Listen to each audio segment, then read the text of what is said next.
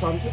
Thank you. It's 5 o'clock on a Wednesday and it's time for... A Craig and Ryland's Magic Review Show. I'm Craig. I'm Ryland. Welcome back to another review show right here on... Magic TV. And yeah, we're back. 5 tricks this week. Yes. 5 tricks. One of them's pants, but you know, we'll get to that in a little bit. One of them's pants. But we got some good ones as well. We've got some really good ones. So first of all, thank you to everybody for continuing to check out this review show. Ryland would thank you as well, but he's rude. So it's down to me. It's down to me. He doesn't care. He doesn't care. His ego is running wild. Honestly, it really is. His ego is the size of a planet. You know, No, he's it's not. giant diva. That's what it is. He doesn't care. He doesn't care. I care. He doesn't care. I care. That's all I'm saying. Anyway, we got 5 tricks, and we're going to start off with a new trick from Penguin Magic. Yeah. You always know something interesting is coming up when it's a Penguin Magic trick. We're going to start off with that one right now. Let's get into this week's review show. So the first trick we have this week is Blow, not Wolb or whatever. Blow by Juan Capilla. We looked at a Juan Capilla trick recently. Do you remember? It was the 52-to-1 card, and you could do like a bunch of stuff with it. It was really clever. I love that. I've actually put that in my close-up case. This is completely different. Juan Capilla. Not Caterpillar. I said Capilla. Juan Capilla. I said Capilla. So rude. Capilla. So rude. I said Capilla. So rude. So You're the one rude. that said Caterpillar. Don't know why. Don't know why he's even on this show. We're starting off with Blow. It's well, you know what? We're not going to say anything. I'm going to show you a performance of it. This is Blow by Juan Capilla. So I'm going to show you something with 4 queens. We've got the Queen of Clubs, Queen of Hearts, Queen of Spades, Queen of Diamonds, 4 queens. This is an observation test. It's not like a pick a card trick. So I went to watch specifically this one here, first of all, the Queen of Diamonds. That's a red queen. Now the Queen of Diamonds goes right there. I also have the Queen of Hearts, which is that one. That's the other red queen. That one goes here. So I want to remember the red queens go on the table, the black queens stay in my hands. But here's the interesting thing, and this is where nobody can follow. If I snap my fingers, they actually change places. You see, now I've got the red queens over here. And the reason I've got the red queens over here is because the black queens are on the table. Now, maybe you didn't know what was going to happen, so I'm going to do what you should never do, and I'm going to repeat the trick. But this time you know exactly what's going to happen. You know I'm going to make the red queens and the black queens change places. So watch the Queen of Diamonds, that's that one there. Queen of Diamonds goes on the table. Now watch the Queen of Hearts, that's that one there. The Queen of Hearts goes, you guessed it, right there on the table. Now I'm going to put them all the way over there out of the way. So you know the red queens are over here. Now your job is to try and watch the red queens, but also watch the black queens, okay? Because in fact, if you're going to watch anything, watch the black queens, because that's where the magic's going to happen. Queen of Spades, Queen of Clubs. Now watch, I'm going to go really slowly. Let me just turn these around so you can see. And I'm going to pop them down on the table. This is going to be completely hands off. Now watch. It happens on 3. Watch the black queens. 1, 2, 3. And you see right there, you're not going to believe it, but look at that. There are the red queens. If the red queens are there, that means that the black queens are there. And that, I think, is pretty amazing. So, that was Blow by Juan Capilla. And I love this. Not Caterpillar. Not Caterpillar. I love this. This is sick. This is the second trick I've seen Juan Capilla. As I said, that the first one, the 52-on-1 card, I really can't remember. 52 Stunner. That's it. Yeah. I said, I've got 3 of those. I've got, and I love it. Yeah, I got 3 because, like, I love it. It's sick. This one is even better. I need to get like 50 packs of loops. You do. You love loops, don't you? Yeah. You love loops. And ties. And ties. Loops and Tie ties. the loop and... This isn't about the ties tie. this week. This is about Juan Capilla and his blow. I know. And this trick absolutely, definitely does not blow. This is a really cool trick. So if you saw What the do you mean it performance... does not blow? What? It's an expression that you say when you're an adult. If something blows, it means it sucks. It's not very good. Doesn't matter. Doesn't matter. You don't need to know. So this trick's really good. So it's a little bit like the last trick of Doc Daly. You get 1 gimmicked card, you get 4 regular queens. The gimmicked card is really clever, and it allows you to do that 2 for 2 change really cleanly. When you say 4 regular queens, you mean 3 regular? No, you get 4. You get. Oh yeah, but the performance that you did involves 3 regular ones. Yeah, but you get an extra regular queen because he gives you a couple of techniques at the end to switch the gimmick out for a regular queen, so everything's examinable. Oh. In all honesty, I don't think you need to do that because I think that, no one's going to suspect the cards anyway. But if that is an issue for people, on the tutorial, he goes through how to, at the end of the trick, in a couple of really nice ways, switch the gimmick card out for a regular queen. So they give you 4 regular queens, even though you only use 3 of them, and they give you the gimmick. Now, the gimmick is really well made. It's very, very well made. And when I first saw the trailer for this, I was like, it can't look that clean. It does, doesn't it? Yeah. Like, we filmed it for his Instagram and then slowed it right down, and even scrubbing it frame by frame, we couldn't see the change. Like, it looks incredible. It just goes from black to red. Yeah, you just go... So the first phase is pretty standard. And it looks pretty cool when you go backwards because it looks like you just blow and then one of them, when you do it slow motion, one of them just comes back. Yeah, it looks really cool. So the first phase is the last trick of Doc Daly, obviously. It's just the standard 2-for-2 transposition. Works great. Yeah. The second phase allows you to repeat the first phase, but do it completely hands-off. Now, there is something I want to point out. They've also got walk-around handling, because obviously, if you're going to do this trick, it's going to require a table. It's not actually that difficult, is it? In fact, you did it for your Instagram. It's actually fairly easy. Why do you need a table? Can't you just go in your hand and go? No, I don't think it would work. But it has got an in-the-hands style version of it. So if you wanted to do it in the hands, just for sake of completeness, and this is great for strolling, that second phase would look like this. So you'd show the Queen of Diamonds, you'd put it into somebody's hand. So hold your hand out for me. So you'd put the Queen of Diamonds into somebody's hand. You'd then take the Queen of Hearts and you put that into somebody's hand. So you've got the 2 red queens in someone's hand, and then you say that leaves us here with the 2 black queens. And this is the bit in the hand. He says, watch the Queen of Spades, watch the Queen of Clubs. 1, 2, 3, and as he drops them, they change into the 2 reds. And you can do it like that if you want to do walk around instead of actually putting them on the table and doing the blow, which is nice that he's actually included that handling so that if you're a strolling performer, you can do it as well. That's cool. It's instantly reset. You just put it away in your pocket and you're instantly reset, ready to do it again. It's over very, very quickly, which makes it very, very commercial, makes it a great opener. It packs small. It's just this in a packet trick wallet and you're good to go. And it is actually quite easy to do. I thought it would be knacky when I watched the trailer. It's not knacky at all. It's actually very easy to do, a lot easier than I thought. You've got a walk around handling. You've got a tabled handling. You don't need a soft surface. In fact, when you did this for Instagram, you were just doing it on a bar counter, weren't you? No close-up pad at all. So it can work on any surface. Yeah, it can work on any surface. And it's reliable. It looks exactly like you just saw me do it every single time. Yeah, it just does. requires a little bit of practice. He goes through numerous different ways of switching it out for a regular queen at the end. Also, worth noting is there's multiple live performances of him doing it in bars and different places like that. That's good. So you can see exactly what it looks like. Juan is a great teacher and goes through everything with a fine-tooth comb. It's about a half-an-hour tutorial. That is all you need. I wish certain magic producers, who we will be talking about later on, would actually, consider putting a half-decent tutorial together where everything's explained clearly, as opposed to a 3-minute tutorial with music over the top where you can't really see what's going on and there's no live performance. You know who I'm talking about, and we'll talk about that a little bit later on. We're doing next. Yes, we can. Yes, we're doing next. So I'm giving this 100%, man. I really like this. Yeah, I want to put 100%. You know I love packet tricks. This is going in my little packet trick collection. I'm seeing if it's trick of the week. Could be, Could be. I think it might be. I think it might be. I think we've Although peaked. I do like the one where, the one with the. The one that you might be putting into your show. No, not that. The one. Yeah, that one, and then there's also another one which I really like. The one where you. Oh, that one. Yeah. It's 1/3. Well, no, we'll talk about that later on. I'm giving this 100. I think my favourite's going to be the Tora one. Okay. Well, I'm giving this 100%. What about you? Is this your trick of the week? This is my trick of the week. 100%. What about you? 100%.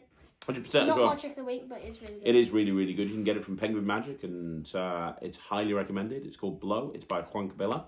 We're going to move on to an absolute travesty of poopiness. Let's have a look at this one next. Yeah. Okay, so this next one is called Pirate Magic by Mago Flash. Now, the Mago Flash company, the Mago Flash guys, do you remember they made that net that made the coins appear that just wouldn't work? That little... And we were there forever just going, right, let's try and catch the coins. Let's try and catch the coins. They're not catching. And it took us about 437 takes to get it right.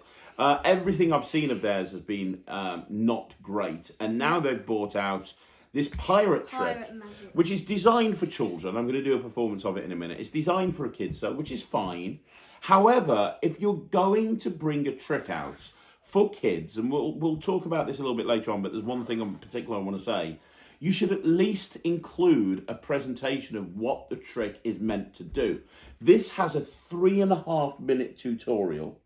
With just subtitles at the bottom, music playing over the top. The subtitles don't really make sense half the time. It teaches you how the trick works, but it doesn't actually go through what a presentation should be. And it's pirate music. It's just like, okay, this is how you move the mouth, this is how you do this, this is how you do that, and it's just pirate music, like you say. Yeah, it's just pirate music with subtitles. Your mum was I was in the kitchen looking at this, and your mum walked in and said, "Why are you watching Pirates of the Caribbean?" I said, "I'm not. I'm learning this stupid trick."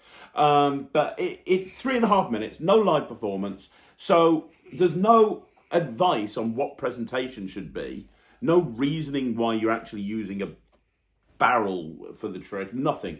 So I'm gonna string together a presentation for you that kind of makes sense of all the various elements, and then we'll talk about this particular trick. Oh my god! Yeah, let's play the performance. Let me tell you a story about the most evil pirate of all time, and how one plucky little boy stole the pirate's treasure.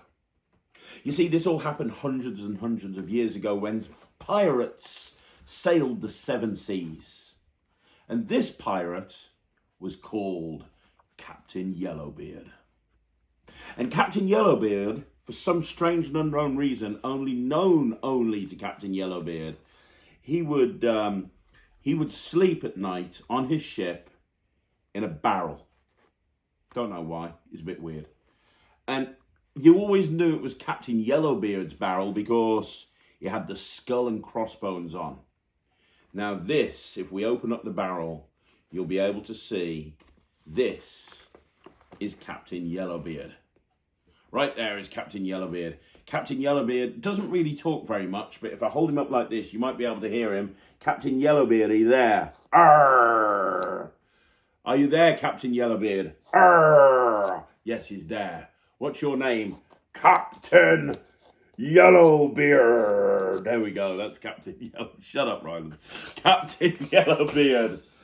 Why do you live in a barrel, Captain Yellowbeard? 'Cause I do. Right, okay. Yeah, that's enough talking. My thumb hurts. Right, so that's Captain Yellowbeard.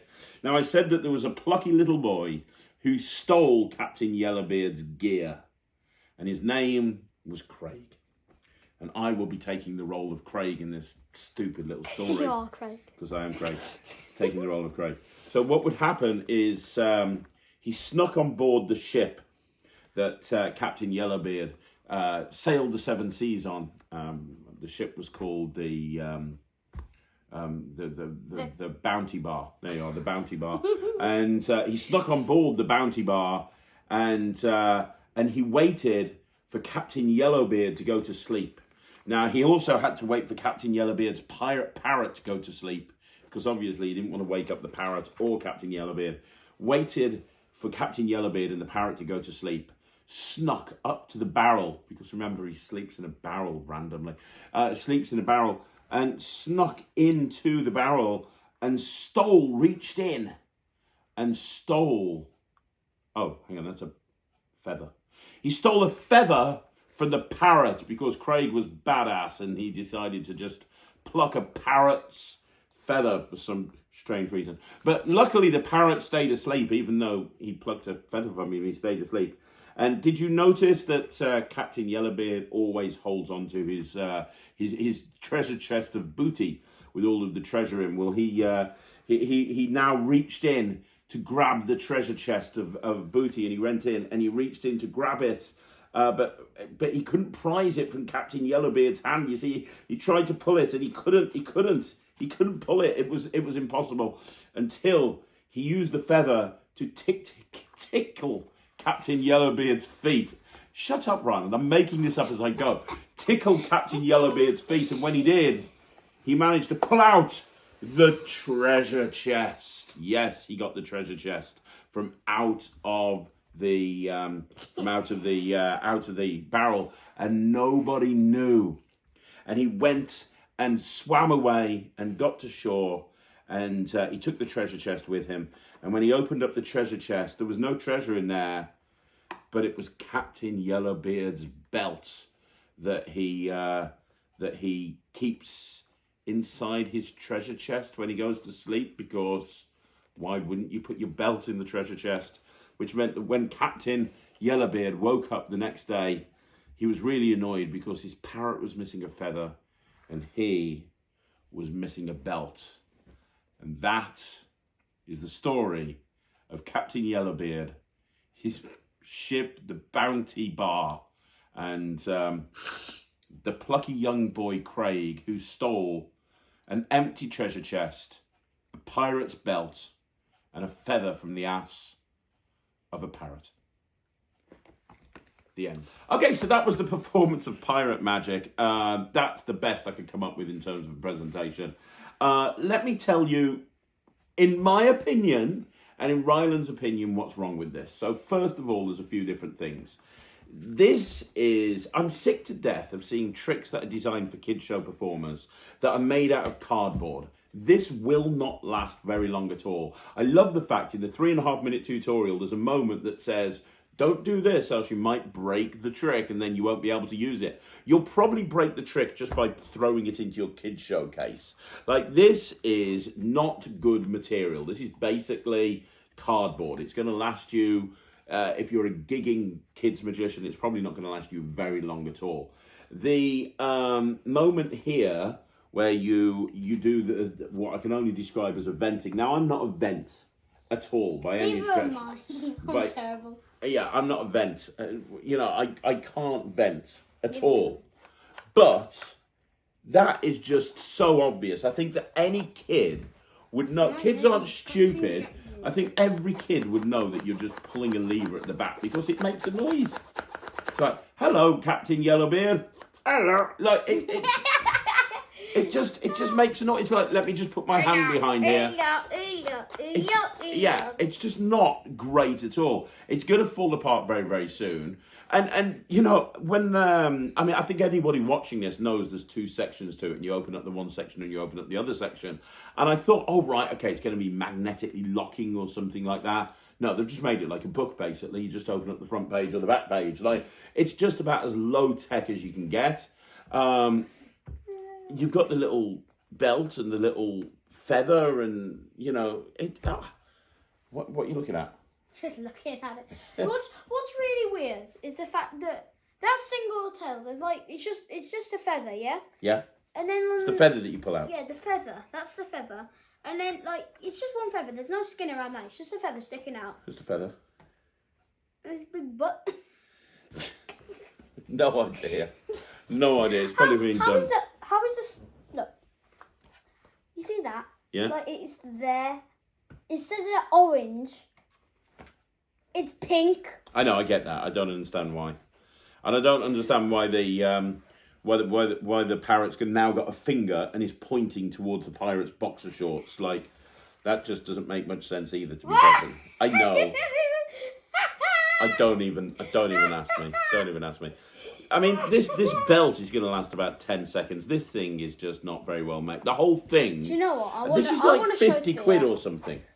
It's not a cheap trick. This is like 50 or 60 quid for this thing. Really? Like, you could get like a nice wooden made thing from somewhere like Albion Magic or Practical Magic for a fifth of the price of this, and have something that will actually last a long time. I am sick and tired of magic producers bringing out complete and total trash Yeah, garbage, and pretending that it's good. I mean, if you actually believed in this, if this worked in front of a real kids audience, you would have a live performance. Hell, it's not difficult to get a live performance these days. It's not difficult at all.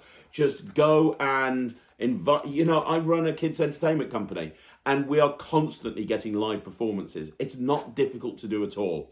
It's easy. If you are a production company that is producing your own tricks for kids entertainers, you should at least include some live performances. Oh, we're not in England, it won't be fine.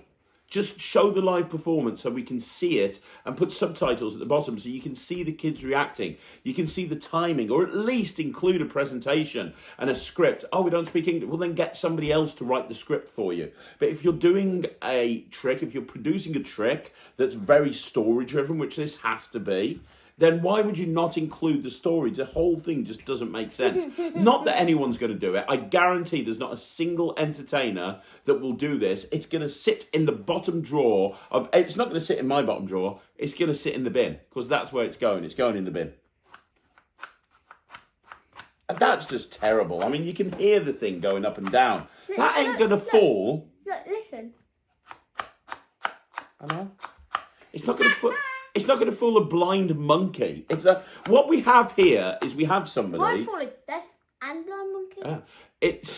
What we have here is we have a company that's just gone, oh, you know what, this would be a nice idea and we can put this lever at the back. No one's done this. This company has not done this. They've produced it. They have never done it in front of a live audience, ever. I guarantee it. Prove me wrong. Prove me wrong, Mago Flash. Show me some live performances of this. I fully believe that this has never been performed in front of a live audience ever, because it is total, complete, and utter rubbish and has no redeeming qualities at all. This gets minus 1,000% from me. What about you? Minus 1 million bajillion. Minus 1 million bajillion. I don't even know what a bajillion is, but fine. Minus 1 billion bajillion, minus 1,000% from me. I'd like to see something good from this company, but I ain't going to hold my breath. Right, we're back with Tora Magic once again. Yay! I know Tora are rapidly becoming your favourite company. We're back with Tora Magic once again, and this time we have from Tora Magic Smarty Cube, which is another Rubik's Cube trick. We're filming this on the Sunday. On Saturday, we went to Bradford and did the Hey Presto show. And actually, before we start, we'd just like to say thank you to everyone that came out and watched the Hey Presto show. We were on with Alan Hudson and Steve Gore and Emerson. They were amazing. Deanna. What was that? Mr. Pickles, was it? Mr. Pickles? Yeah. Yeah, he was cool. Think of Mr. Pickles. Mr. Pickles, he was cool. He was and we did the second half. And you did a Tora trick in your act, didn't you? You did the Infinity Cubes. I did the Infinity. You did the Infinity Cubes, and you included Bondley's Super One with it. Yes. But yeah, I mean, it was an amazing show. Thank you so much for everyone that came out and watched. We had a great time. Matt was amazing. He did great. Matt was with us at the show as well. Yeah. He did heads up on you. Did not take your head off. 5 illusions. Well, 6 if you count the stools illusion. Technically, that is an illusion, so 6. Six illusions. 6 illusions, and then you did the rest of the show, and I just sat there. That's the way it should be. Why have a dog and bark yourself? Anyway, this is... No, I'm a human, not a dog. Debatable. So this is Smarty Cube, and what it is, basically, is a way of turning a Rubik's Cube into Smarties. Yeah. Now, you're about to see a performance. This is footage that Ryland took for Instagram. So this has been taken directly from his Instagram account. We thought we'd show it you that way because we got a really close-up, really good look when he put it on his Instagram. So this is the footage from Ryan's Instagram account of him doing Smarty Cube. Yeah.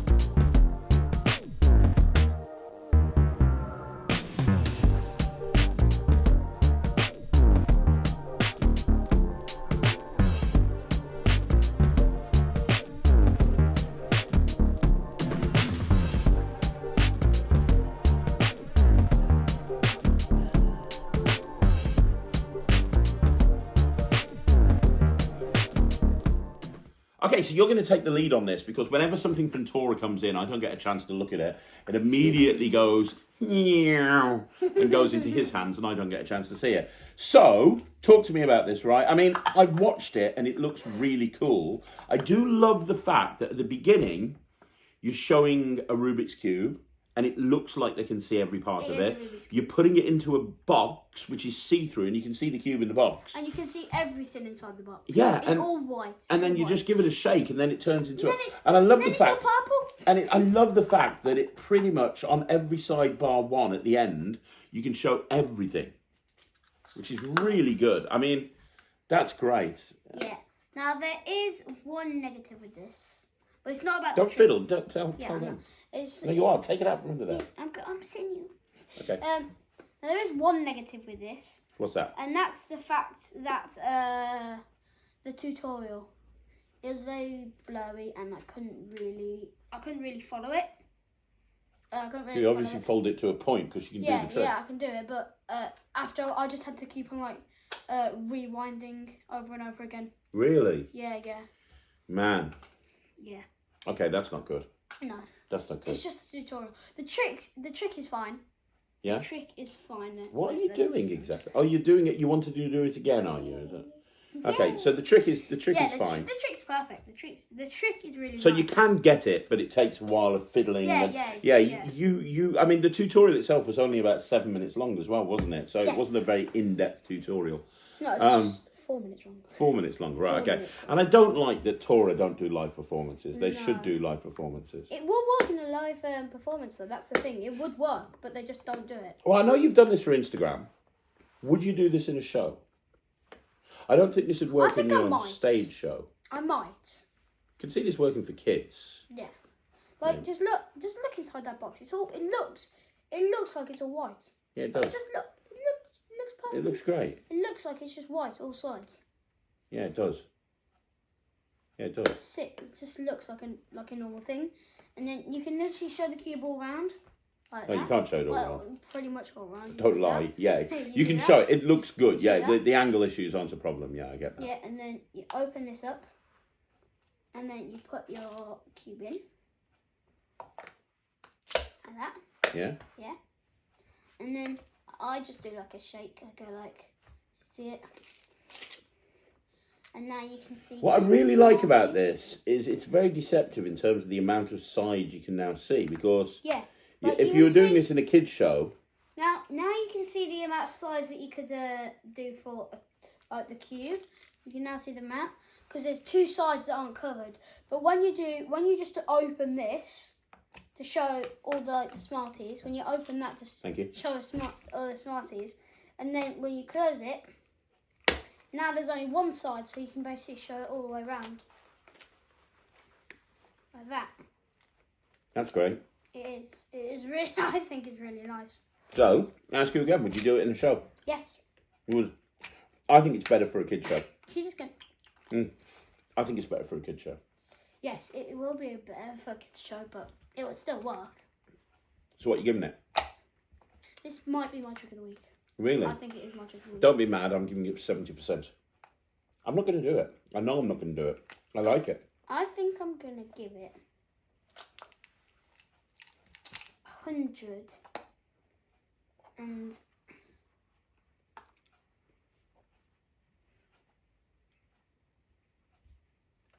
what? 100 and... Let me think, I can't think. 100, what am I saying? 100 and... Let's go 11. 100... Your marking system is so weird. 111% from Ryland, 70% from me. I do agree it'd work really well in a kid's show. I just wouldn't do it. Where I think this would work quite nicely is if you had a... Could you put a regular Rubik's Cube in there to start off with? I think... Well, we've got them up there. Why not give it a go? We've got Rubik's Cubes in every room in the house. Wait a sec. Right, we're filming, so... Yeah, we're filming, so can you be quick with this, please? Thank you. Yeah, go on. Right, okay. So, We've got a cube. will a cube fit in there? I mean, it's a cube. It's not a fast cube, but it's a cube. Yeah. Just put it in. Will it fit in there? Open it up. Yeah. Yeah, okay. So what I would do is I would have that in my case. I would open up and show the thing and do a trick with the Rubik's Cube, whatever you wanted to do. Yeah. Put the cube away in the thing and say, oh, would you like to see one last thing? And then bring it out and turn it into That's candy nice. as the finale to a cube routine. That's how I do it. That would be sick. That would be sick. Okay, yeah, I still couldn't do it, but I think you should do it in your kid show. Especially as you're doing a lot more kid shows. I can't believe you're not going to do it. I'm not going to do it. I just know I'm not going to do it. You're all mad. But I do like it. I think it's really good. So 70% from me, 111% from Ryland. Let's move on with the next trick. Yeah. So next up we have Letters from Juan. Volume 2, The Secrets of Juan Tamariz, produced by Penguin, P3 Magic. These letters unveil the secrets to tricks of routines that I've been planting in moonlight nights through the last 50 years, prompted by the whispers of my friends, the muses. Okay, so what I quite like about this, we looked at the first one, if you remember, a few weeks ago. Yeah. And I picked that up from Blackpool. The first one was very good. I spent approximately 2 months learning that oil and water on there, which was not the easiest oil and water in the world to do, but it looked really good, which was cool. Yeah. And what the Letters from Juan are is it's unpublished material from Juan Tamariz, and the book is translated from the Spanish by Rafael Benatar. And yeah, each one of them takes it kind of feels like a letter from Juan Tamariz to the person who's buying it, and not so much a book.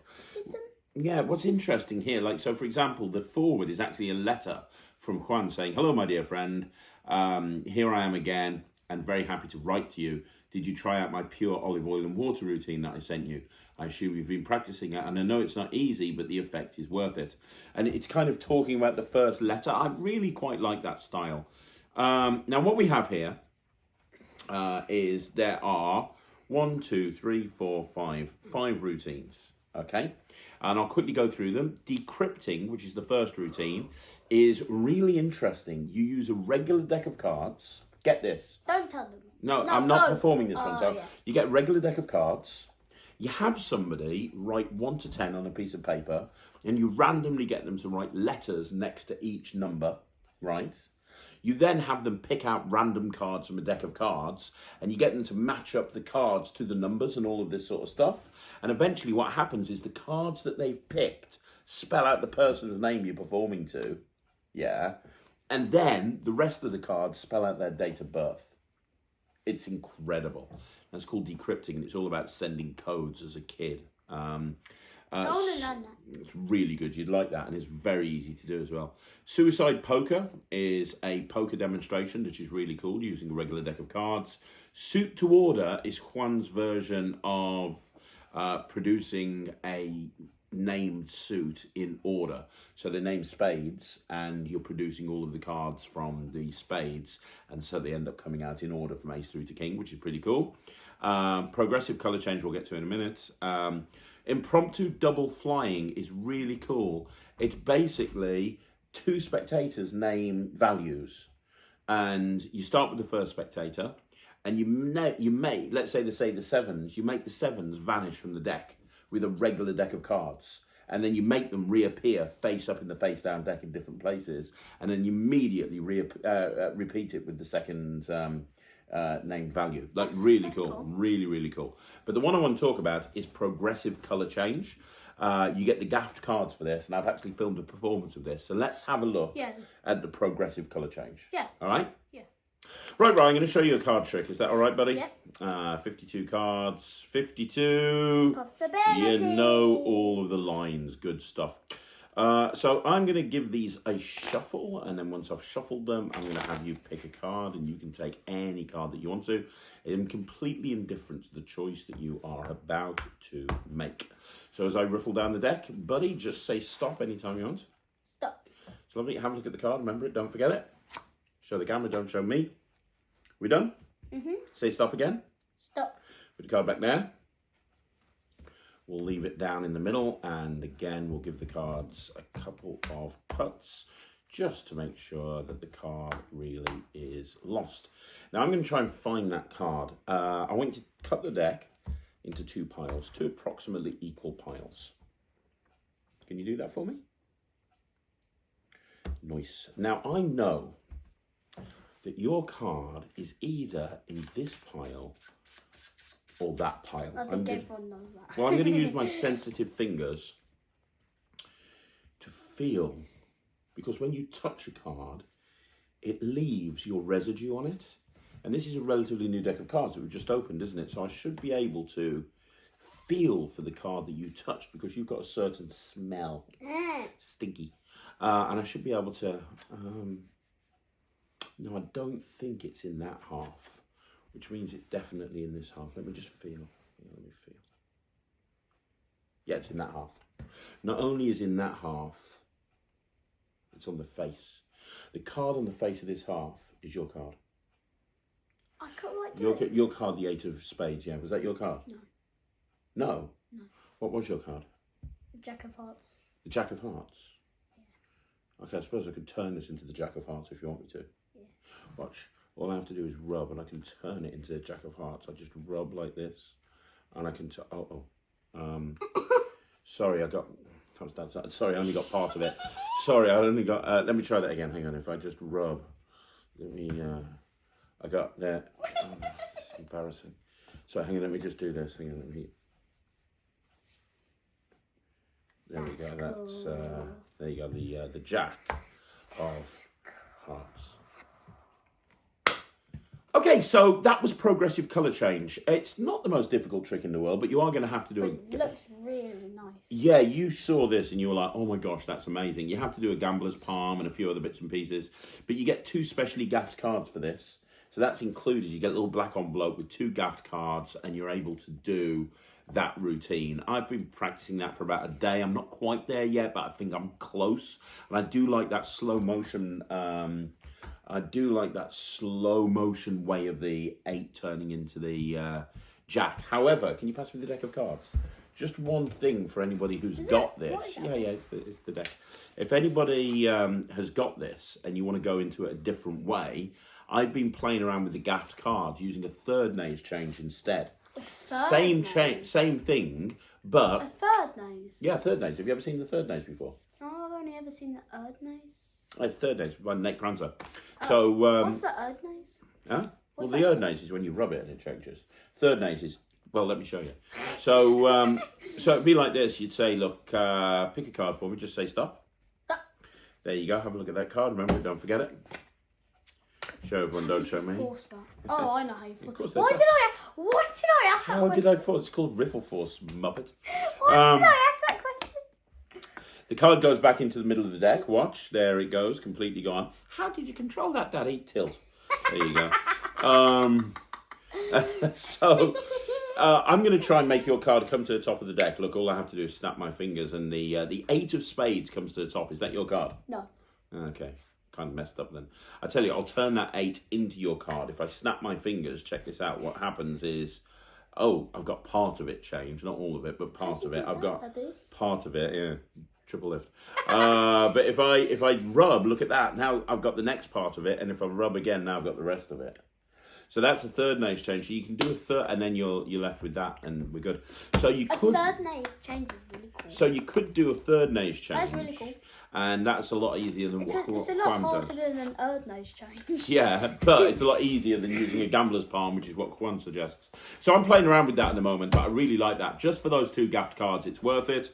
But that decoding routine at the beginning is brilliant. Not really into the poker trick, because I don't really do poker demonstrations of any way, shape or form. And the impromptu double flying is nice as well. So I'm going to give this 98%. I think it's brilliant. The price is very reasonable. It's well made, well illustrated with the photos. It all looks really good. What are you giving it? 98%. 98% as well. Yeah. I want you to promise that you're going to learn the decoding routine and do it on your YouTube channel. Yeah? Cool. When you're finished with the Hank stuff. Right, 98% from Ryland, 98% from me. We're going to wrap this up with the final trick. It's by one of Ryland's favourite creators. And we've had a few people asking us to review this. So let's have a look at it. Okay, so the final trick today, we have Shot Glass Matrix by Bondley, MS Magic, and Patrico Terran. I'll tell you right now, you can always tell a trick's good when Ryland actually watches it and goes, you know what, I can put this in my stage show, because he's way more into stage magic than he is close-up. It's really good. I really like this. This is the only version of Matrix that I've ever seen that would work on stage because everything's elevated up. When you first said shot glass matrix, I'm like, how the hell is that gonna work? Yeah. Shot glass matrix. Well, it works, and it works well. And you get inside here everything that you need. So you get the 4 jumbo cards, you get the shot glasses. It's all really well put together, so you could just throw that into your case, and you're good to go. This is not something that you would do in a close-up shop. This is not something that you, because the angles are quite. You'd need this as a parlor performance, maybe a bar performance, maybe a stage would work. But this is not something that you could do really in a mix and mingle situation or banquet. Okay, well, show me in a minute. Let's first of all show a performance of. Because you were talking about the Matrix. Yeah, it's like because you were talking about the Matrix, and I was like, I could do something with the Matrix using something that's not cards and coins. Well, it is cards and coins, but in a different way. I'm interested to hear it. I'll tell you later. Can you tell me after filming? Yeah. Let's have a look at this. Now, this again is from Ryland's Instagram account because he is constantly posted on Instagram. So this is from his Instagram account. It's amazing for social media. This is, by the way. Let's have a look at it, and then we'll talk about what we think. Yeah.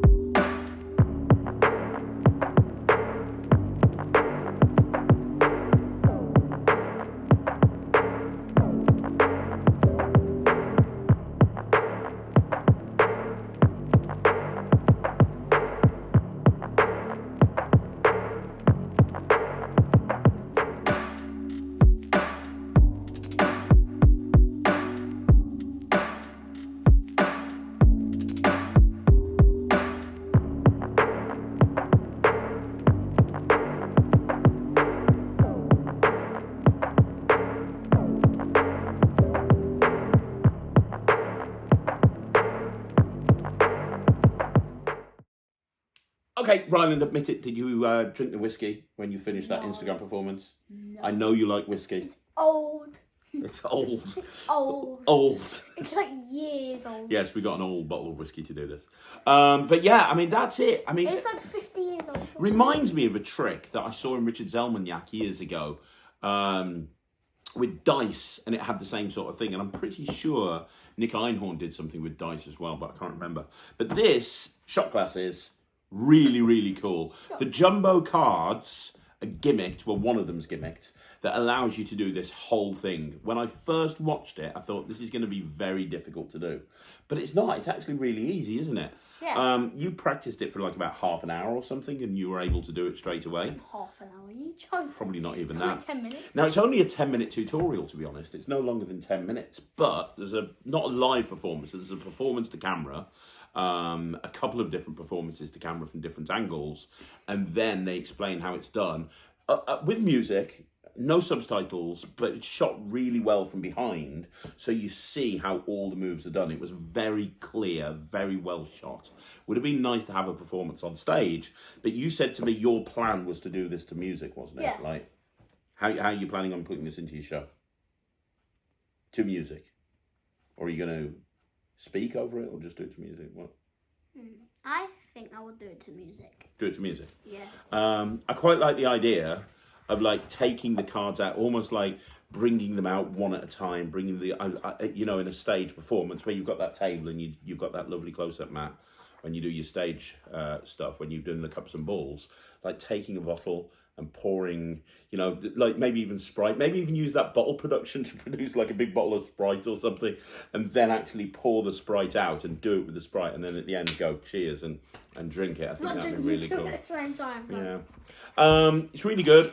Look, here's the thing. You've just seen a performance of it. If you're an Instagram performer, if you're a social media performer, if you perform on stage, I love this. For a stage performance, I think this would be great. Like I say, it will elevate the whole thing and just look amazing. But you have to be aware of the angles for this, because there are angles that you need to consider.